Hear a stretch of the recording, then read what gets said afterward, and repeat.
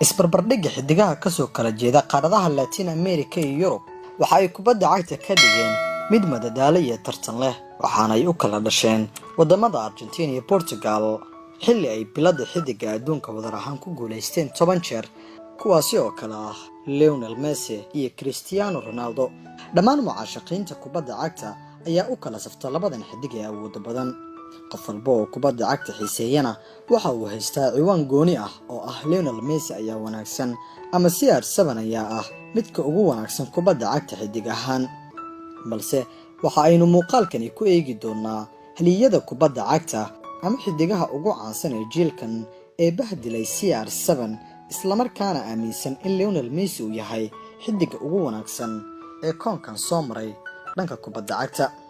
Messi waa xidig mucjiso ah oo xirfadiisu ay aad u sareyso sida badi la isku raacsan yahay, balse CR7 ayaa mid sameeyay wax uusan ninka reer Argentina samaynin, waana ku guuleysiga koobo badan isagoo jooga wadamo kala duwan.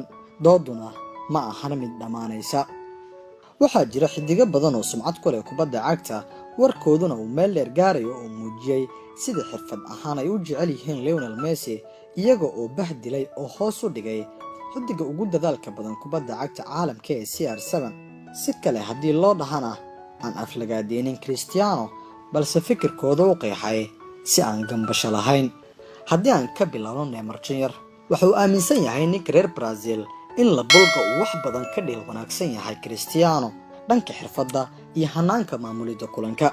Eden Hazard, xidig reer Belgium ee dhawaan ku biiray kooxda Real Madrid, isagu ma uusan ahayn xidig cadcadka ah markii uu oraah ku ammaanay Lionel Messi. Cristiano Ronaldo uu bahdilay ama uu hoos u dhigay, waana xilligii uu ku sugnaa kooxda buluuga ah ee Chelsea. mar wax laga weydiiyay cidda wanaagsan CR7 iyo la bulga, waxaana uu ku jawaabay sidan: waa maxay? Messi iyo Cristiano Ronaldo waa labada xidig ee taariikhda ugu wanaagsan kubadda cagta. waxaase jira hal xidig oo taariikhda ugu sii wanaagsan, kaasina waa Lionel Messi. hadalkani aad ay uga caroodeen taageerayaasha Real Madrid kadib markii uu xidigii hore ee Chelsea ku biiray kooxda cadcadka, sabab la xiriirta in wiilka ay ku duulaantagi rabaan Los Blancos uu yahay taageera Lionel Messi. waxaana sheekadaasi qabo u sii bedeshay in CR7 uusan hadda joogin kooxda cadcadka, laakiin haddii uu joogi lahaa sheekadu waxay noqon lahayd dabbaasiin lagu sii shubay. Mohamed Salah, Messi-ga masaarida dhaliyaha kooxda Liverpool, waxa uu isaguna qabaa fikirka Hazard mid la mid ah, isagoo kala doortay xidigahan. waxaana uu yiri: Cristiano waa uu wanaagsan yahay, balse Lionel Messi waxa uu ku sugan yahay heer ka sarreeya isaga.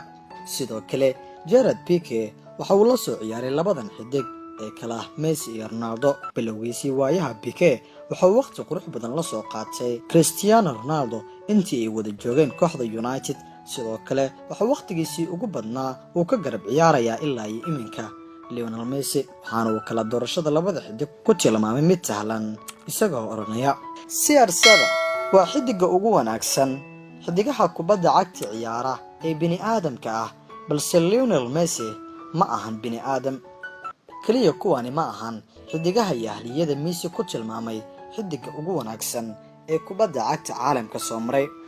Zlatan Ibrahimovic, kibirowgan ka soo jeeda wadanka Sweden, waxa uu yiri mar la weydiiyay xidiga wanaagsan Messi iyo Cristiano, waxaana uu yiri: Lionel Messi waa xirfadle dabiici ah, CR7 waa xidig wanaagsan sabab la xiriirta dhanka tababarka, taasi oo ah farqiga u dhaxeeya.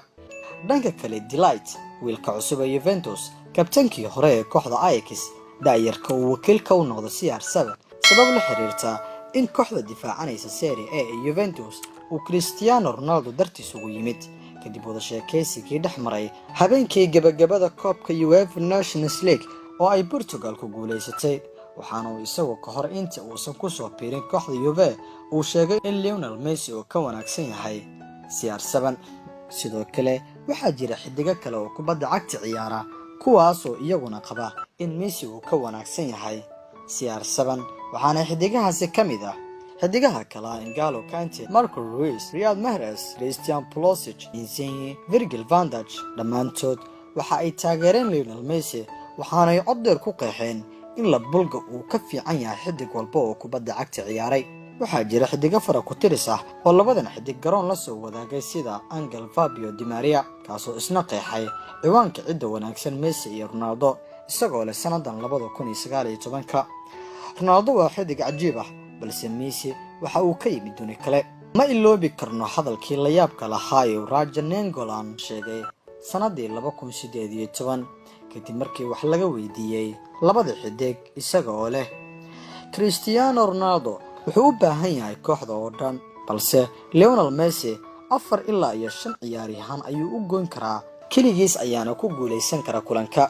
waa wax iska caadi ah in badi xidigaha kubadda cagta ay jecel u muujiyaan Lionel Messi iyagoo diidaya CR7 balse tani waxay ahayd ilbiriqsiyo shaqada kubadda cagta ay la yaabeen sida uu haliyay Wayne Rooney oo muddo badan ay isku koox ahaayeen CR7 oo xidiga ugu wanaagsan ee kubadda cagta soo maray ugu tilmaamay Lionel Messi. Wayne Rooney ayaa sanada 2019 ka hadlay isbarbardhigga labadan xidig isagoo yiri Ronaldo waxa uu ka yimaadaa garabka si uu gool dhaliyo. Messi ayaa ah midka ugu wanaagsan ee kubadda cagta sababtoo ah waa mid wax walba ka guuleysanaya. si la mid ah macallimiinta ugu caansan ee kubadda cagta qaarkood ayaa jecel u muujiya Messi kuna tilmaamay xidiga ugu wanaagsan ee kubadda cagta caalamka waxaana kamid ah Pep Guardiola, Jose Mourinho iyo Arsene Wenger. macallimiinta waxaa kamid ah Fabio Capello kaasoo isna sanadan 2019 kala doortay xidigahan isla markaana dhinac u riday dooda labadan shakhsi isagoo cod dheer ku bahdilay joogdheer CR7 waxaana hadaladiisii kamid ahaa Cristiano Ronaldo waxa uu yaqaanaa luqadda Ingiriiska laakiin Messi waxa uu garanayaa kubadda cagta. dhanka kale qaar kamid ah haliyadii kubadda cagta soo maray ayaa iyaguna doortay Lionel Messi halkii ay dooran lahaayeen ciyaaryahanka lagu magacaabo Cristiano Ronaldo. tusaale ahaan Luis de Lima Ronaldo ayaa majalada Marca ee ka soo baxday Isbaanishka u sheegay sanadii 2015 kala doorashada labadan xidig iyo fikirkiisa.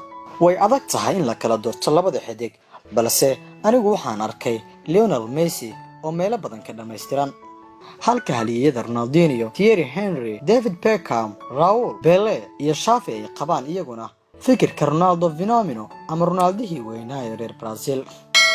Francesco Totti ayaa 2017 isaguna yiri Messi waa kan koobaad ee kubadda cagta ha u ina Cristiano Ronaldo. okay waxaynu iminka sheegi doonaa fikirkeena ku aadan cidda wanaagsan labadan xidig waxaana taageero u nahay labadooda. nasiib ayaan ku leenahay inaan daawanay iyagoo ciyaaraya kaliya waxaan ka fikiraynaa sida ay kubadda cagtu noqon doonto marka ay ka fariistaan oo yaa bedeli doono xilliga ay kubadda cagta ka faaruqi doonaan. ma Kylian Mbappe, ma Vinicius, ma Neymar, ma Eden Hazard mise xidig kale. bal adigu fikir ahaan xidigee ayaad isleedahay wuu bedeli karaa Cristiano Ronaldo iyo Lionel Messi marka ay kubadda cagta ka fariistaan. aad iyo aad ugu mahadsan tahay daawashada muuqaalkan.